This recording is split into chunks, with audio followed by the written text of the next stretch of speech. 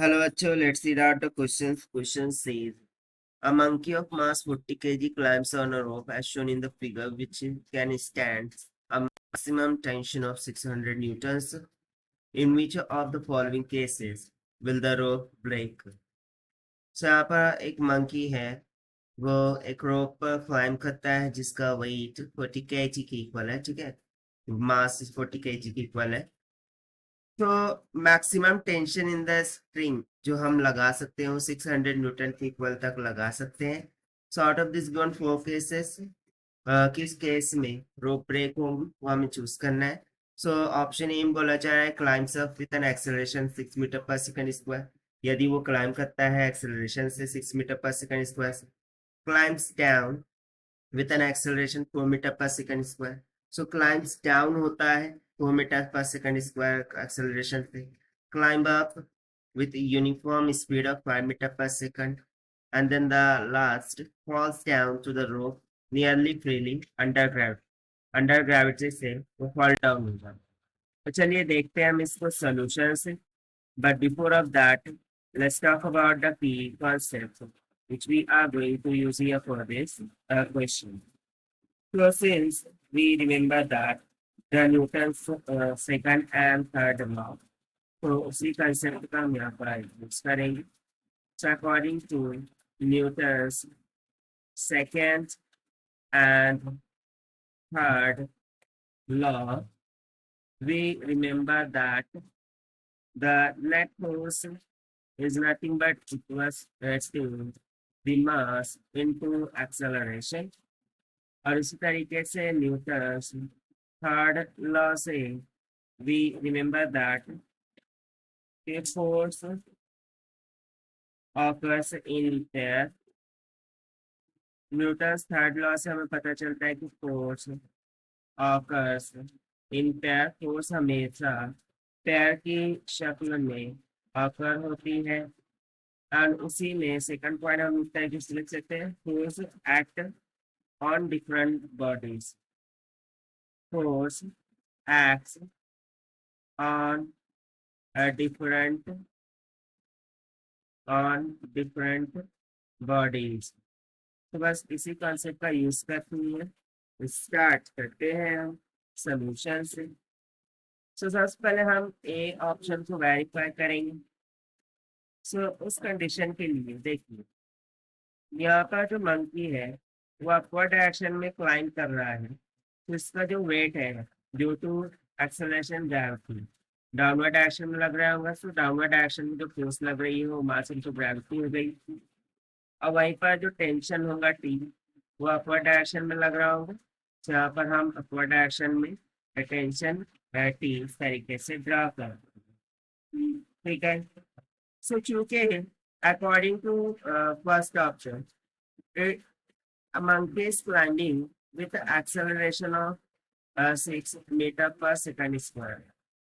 So by using the second equation of motion, we can state that k net force is equals to mass times of acceleration होगा. That means t minus of kg is equals to mass into acceleration. यहाँ से हमें tension t is equals to मिल जाएगा mg plus में m.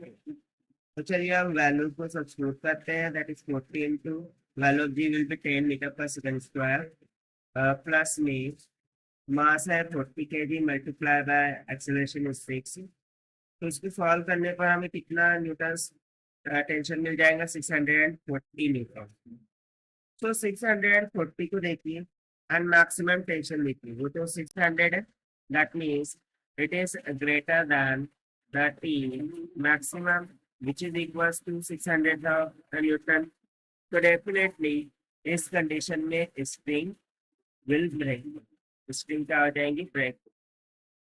So we will say break. Spring यहाँ पर break हो जाएंगी. So according to क्वेश्चन हमें क्या फाइंड करना था in which of the following cases with the rope break. So A option में ब्रेक हो रही है, ए करेक्ट हो गया. अब ऑप्शन बी की तरफ बढ़ते हैं.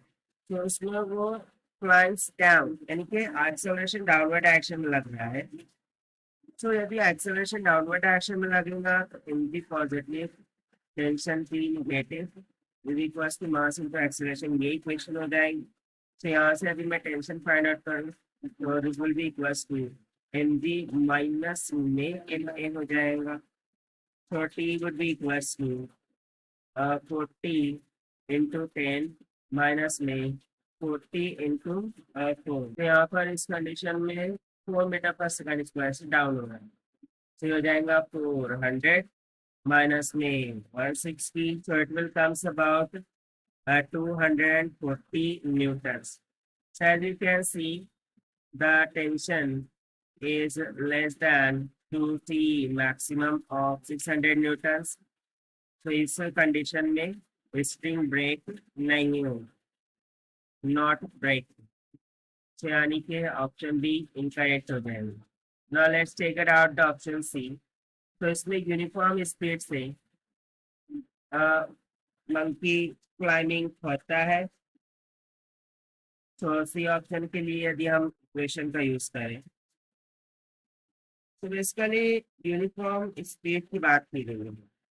तो जब भी स्पीड यूनिफॉर्म हो जाए, uniform and this is nothing but equals to 5 metre पर सेकंड, यानी कि कांस्टेंट।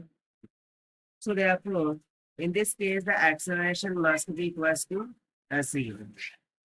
अब यदि acceleration 0 हो गया है तो our required equation will become t minus में mg is equals to m into a। यहाँ से टेंशन is equals to कितना हो जाएगा mg, क्योंकि ma तो 0 हो जाएगा क्योंकि acceleration 0 हो चुका है। सो इस केस के लिए टेंशन हमें मिल जाएगा 40 multiplied by 10, यानी कि t will be comes out equals to 400 newtons, which is less than the maximum tension. That is why spring not break, spring break नहीं होगी। तो ऑप्शन सी भी यहाँ से करेक्ट हो गया। ना ऑप्शन डी में देखेंगे falls down the rope nearly freely under gravity, यानी कि अंडर ग्रेविटी फ्री फॉल कर रहा है। So under gravity free fall कर रहा है, यानी कि जो एक्सेलरेशन है वो अब जी मीटर पर सेकंड स्क्वायर के इक्वल होगा। Get it? सो इस केस के लिए हम इक्वेशन लगाएंगे एम बी माइनस में T is equal to M A, जहाँ से एम बी माइनस में T is equal to A भी तो जी हो गया, तो एम बी हो जाएगा। So T is equal to M B minus में एम जी हो जाएगा। It means to say no tension, that is zero tension, which is absolutely less than the T maximum here. So this condition may be spring will not break, spring break नहीं होगा। So option D भी यहाँ से incorrect होगा। So only option A is correct. So this is the required solution. I hope you understand. Well, best of luck. Thank you.